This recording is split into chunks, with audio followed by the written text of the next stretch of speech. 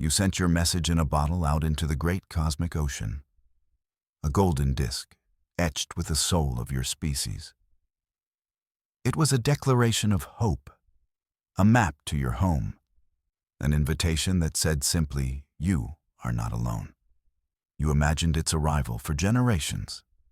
A moment of peaceful, first contact, a joining of hands across the star-strewn dark. You were so very wrong. When your tiny probe drifted into their detection grid, they were cautious.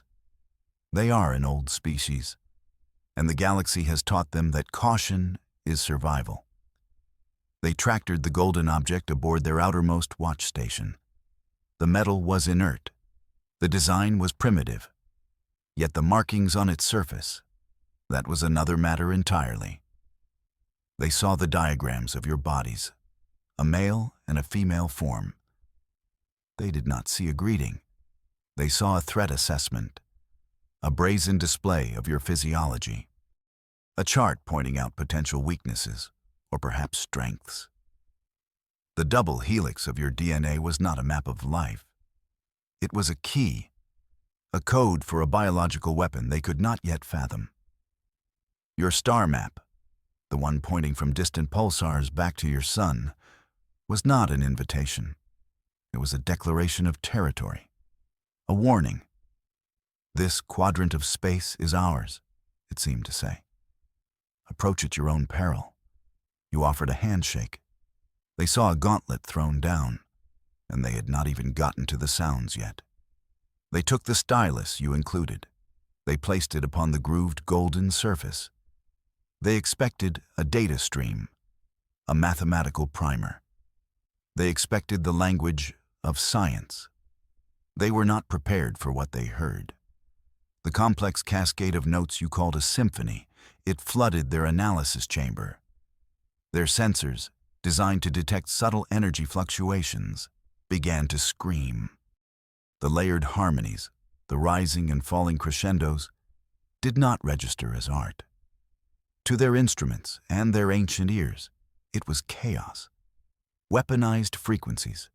Each note seemed calibrated to resonate with specific materials.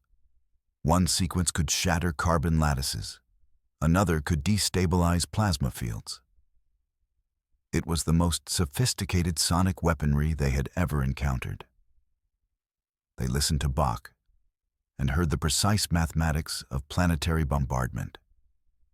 They listened to Beethoven and heard the rising fury of a declaration of war. Your folk music, the simple songs of your people, were the worst.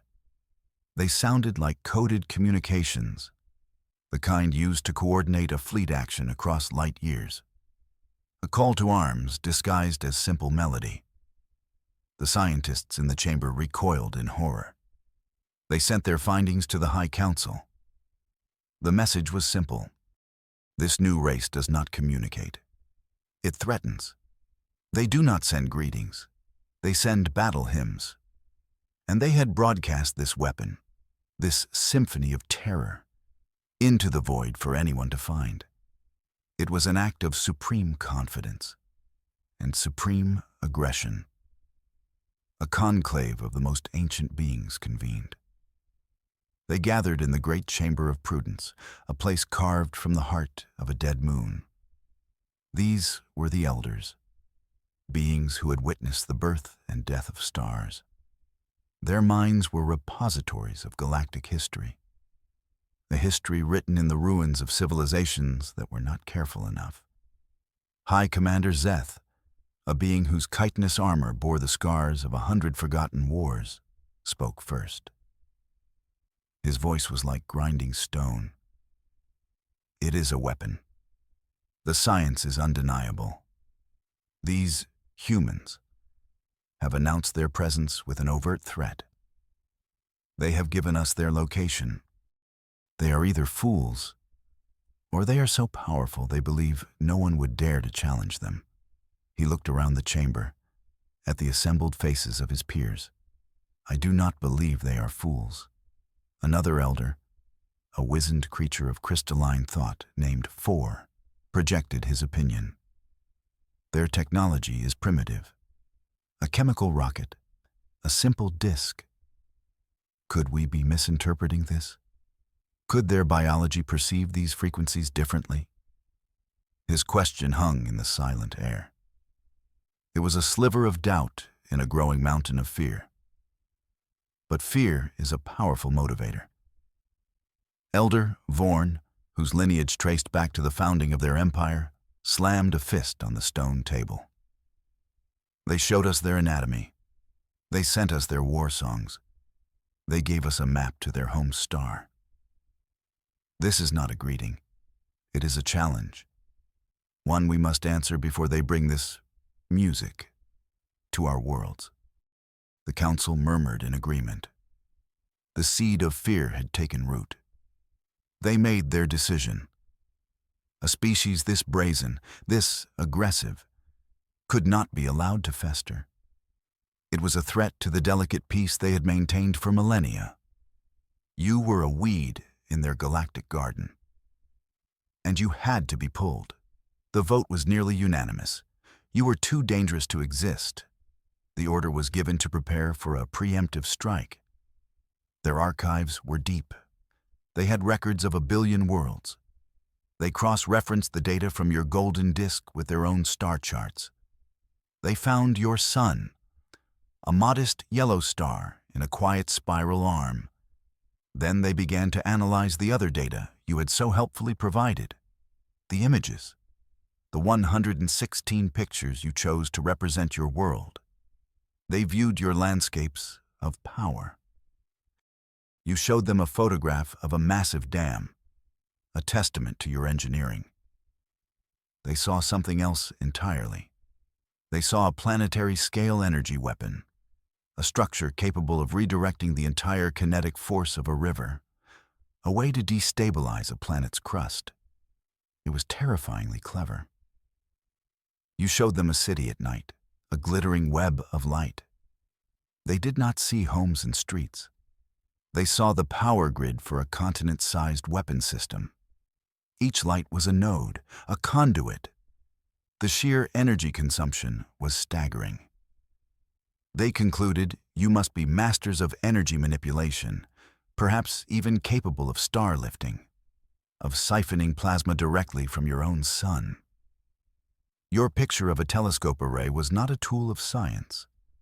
It was a targeting system, a way to aim your terrifying weapons across impossible distances. Every image you sent as a sign of your intelligence and progress became another piece of evidence against you.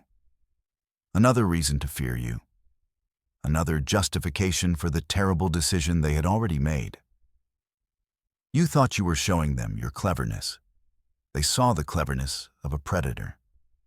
Then they came to the sculptures, your renderings of the human form in marble and bronze. To you, it was art. A celebration of beauty, of potential, of grace. To them, it was a military file, a database of your soldiers. They decoded the images of your statues with cold, terrified logic. They saw your sculpture of David, the young man with the sling. They did not see the biblical hero. They saw a bioengineered soldier.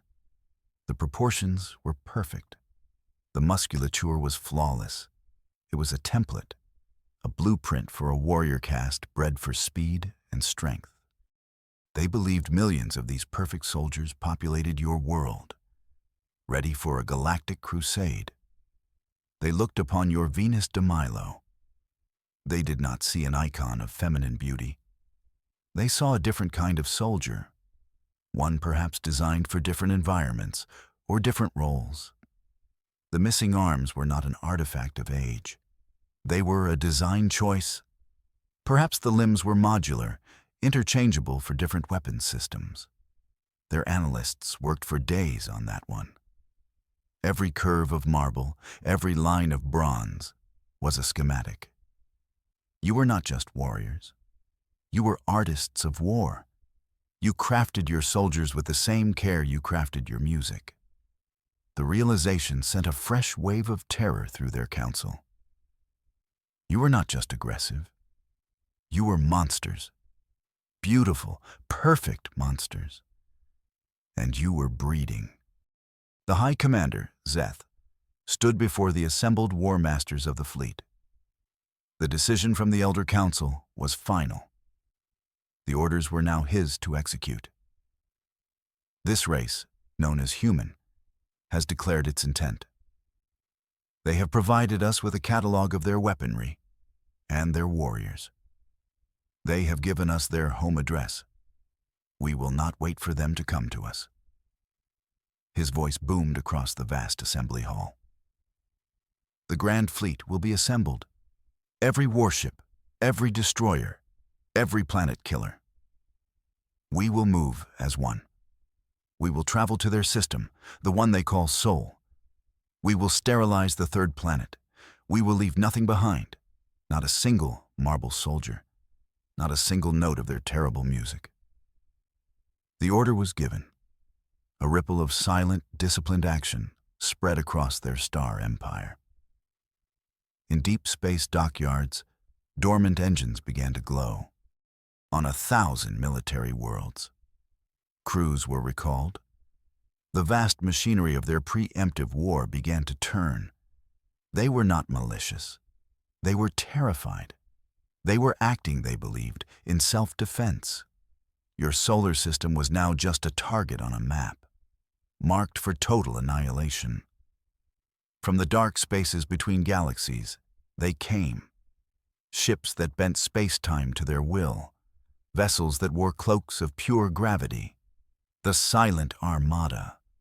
Their greatest warships, each one a legend in the Empire's long and bloody history, slipped into reality at the edge of their own star system. They gathered in a silent, terrifying formation, a spear tip aimed at the heart of your world. These were not simple cruisers. These were ships that could crack moons for sport. Their main weapons did not fire lasers or plasma. They fired singularities, controlled pockets of space-time that could erase a city in a blink. Their hulls were not made of metal. They were woven from solidified light and captured magnetic fields. They were the apex predators of the void. They moved with a grim, silent purpose. There was no chatter, no celebration, just the cold, efficient assembly of overwhelming force. The fleet was a thing of terrible beauty, a constellation of geometric shapes, spheres, tetrahedrons, and impossible flowing lines of dark energy. They hung in space like a judgment, a final verdict delivered before the trial had even begun. On their main command ship, the Vindicator, High Commander Zeth watched the fleet assemble on his main view screen. He felt a grim satisfaction. This was the right course of action, the only course of action. To hesitate was to invite destruction. This was not war.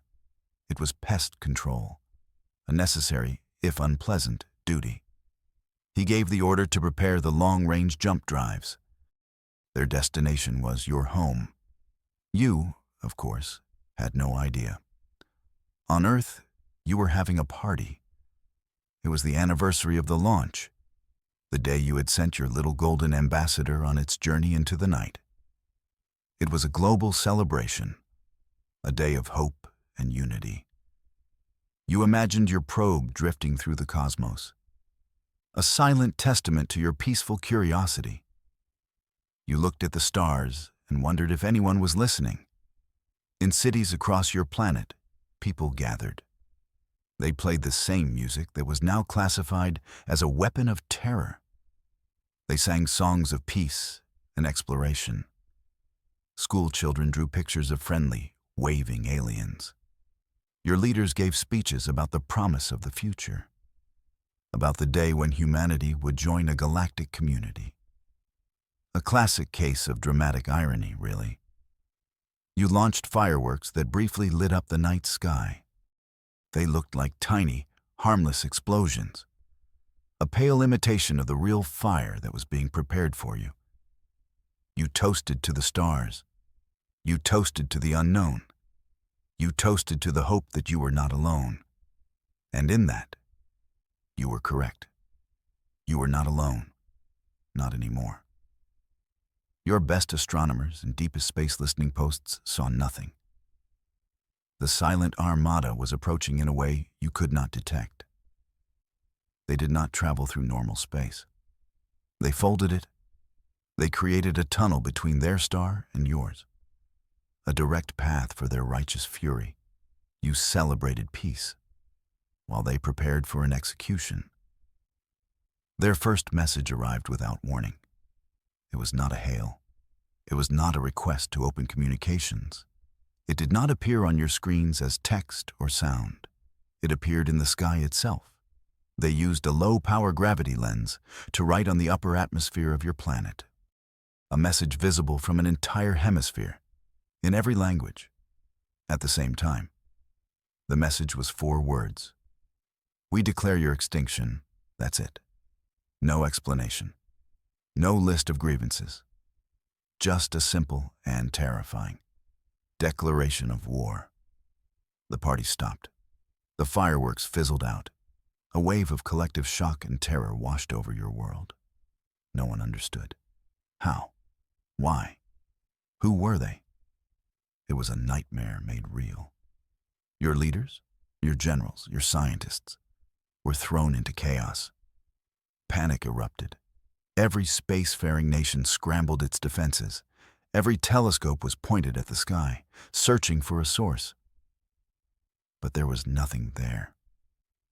Just the words, hanging in the sky like a death sentence. A signature from an invisible judge. You had reached out your hand in friendship, and it had been slapped away with unimaginable force. Your reply was a frantic, confused plea. It was broadcast on all frequencies. A message of peace, of confusion. We are a peaceful species, your leaders said. We do not understand your message. We have sent no threat. We seek only knowledge and friendship. Please explain your grievance. Let us talk. You begged. You pleaded. You tried to reason with a ghost. You resent the contents of the golden disk. You showed them the diagrams again. This is who we are, you broadcast. These are our greetings. This is our music. You tried to explain what a symphony was. You tried to describe the concept of art. It was like trying to describe color to a creature born in darkness. The High Council of the Ethel received your confused reply.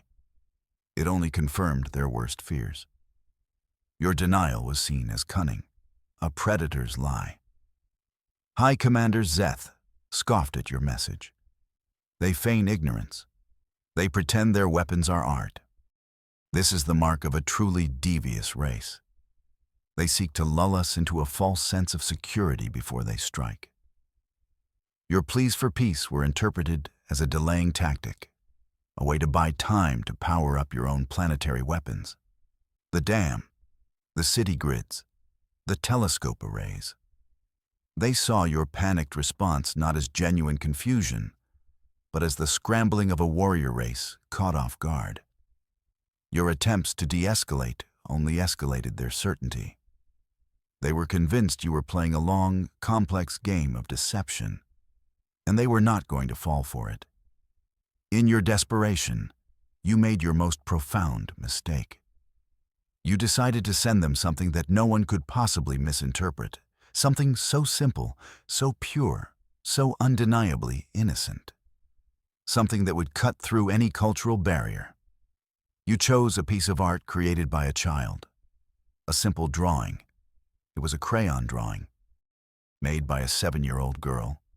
It depicted a single flower, a daisy, with a bright yellow center and simple white petals. Below it, the child had drawn a picture of your son, smiling. It was the most harmless image you could conceive of, a symbol of life, of nature, of innocent creation. You broadcast this image on a wide band, aiming it at the empty space where the message had originated. You thought, this is it. This will prove we are not monsters. This will show them our soul. You sent them a flower, and in doing so, You sealed your fate. This one act, this simple, innocent gesture, was the final piece of evidence they needed. It confirmed their deepest fears and transformed their cautious fear into a righteous, burning fury. The image of the child's drawing arrived on the bridge of the Vindicator. The ship's powerful computers analyzed it instantly. The alien scientists did not see a flower. They did not see a child's art. Their threat analysis software flagged it immediately.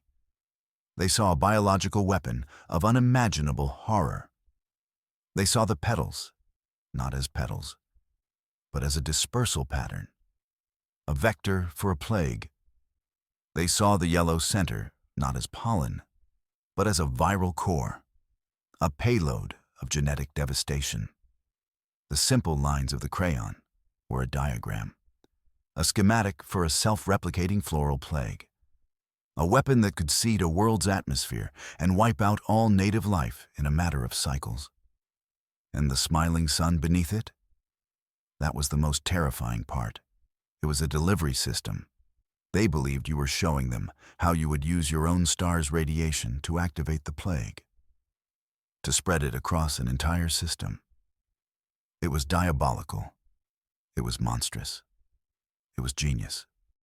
Who but a race of supreme predators would disguise a weapon schematic as a child's drawing? High Commander Zeth looked at the analysis. His mandibles tightened. They mock us. They send us a diagram of their planet-killing plague and draw it with the hand of a child. This is their true nature.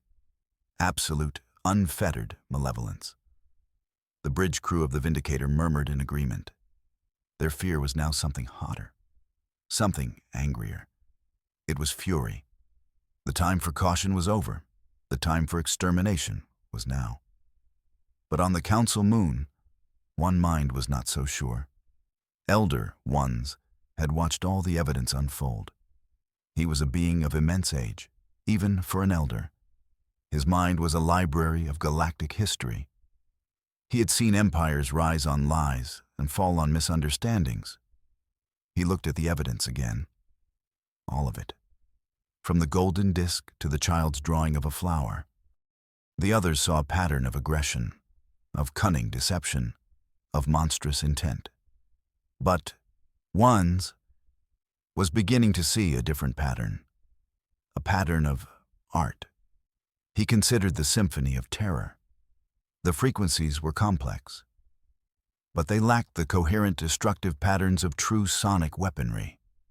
True weapons were efficient, simple. This music was wasteful, flamboyant. He considered the marble soldiers. The designs were impractical, inefficient for a true warrior caste. Why sculpt them from stone? Why not record the data on a crystal? It felt symbolic, not strategic. The same was true for the planetary weapons, the dam, the city lights. They were powerful, yes, but laughably inefficient as weapons. There were 1,000 better ways to harness that energy. Then he looked at the flower, the supposed plague schematic. It was too simple, too elegant. A real bioweapon diagram would be dense with information. This was empty. It was a shape, a concept, an idea. It was like all the other evidence. It felt less like a threat and more like an expression. A thought that had been nagging him for cycles began to solidify. What if they weren't warriors? What if they were something else? Elder Ones stood in his private meditation chamber. The order for the fleet to fire would be given within the hour. The Vindicator was in position. The targeting solutions were locked on your world. There was no time to convene the council.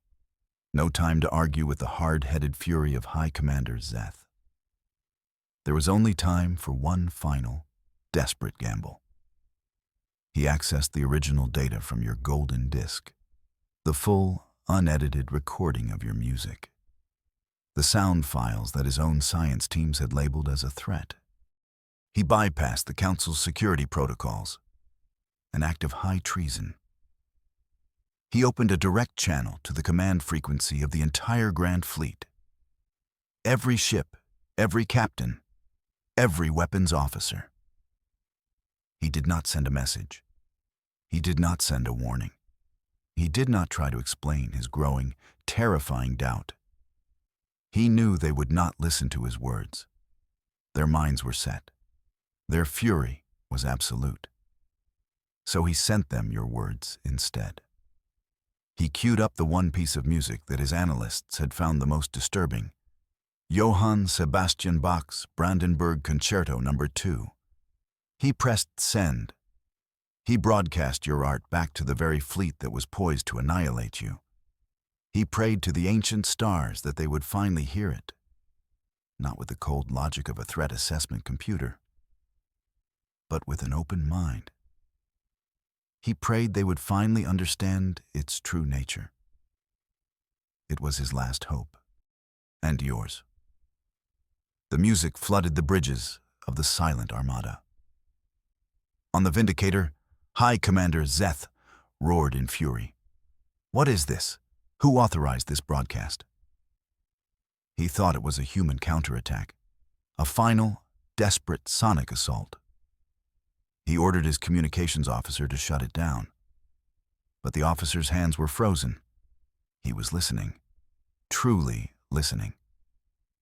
The complex, yet orderly progression of notes filled the silence. The soaring trumpet, the playful flute, the steady, reassuring rhythm of the strings. It was not chaotic. It was structured. It was beautiful. The fleet's tactical computers, which had previously identified the music as a weapon, began to offer new interpretations. Not a battle code, but a mathematical language. A proof of elegant logic. The terrible dawn of understanding washed over the command deck of the Vindicator. The truth, so simple and so obvious in hindsight, crashed down upon them with the force of their own singularity cannons. The landscapes were not weapons. They were homes. The marble statues were not soldiers. They were memories. The child's drawing was not a plague. It was a flower. And the music, the glorious, complex, soul-stirring music, was not a symphony of terror. It was a symphony of life. High Commander Zeth stood frozen. He looked at the image of your planet on his view screen. A blue and white marble of impossible beauty. He finally understood the pattern that Elder Ones had seen. The terrible, universe-shattering truth. They had not declared war on a race of monsters. They had declared war on a race of poets. And their fleet, the greatest in the galaxy, was about to commit a crime that could never be undone.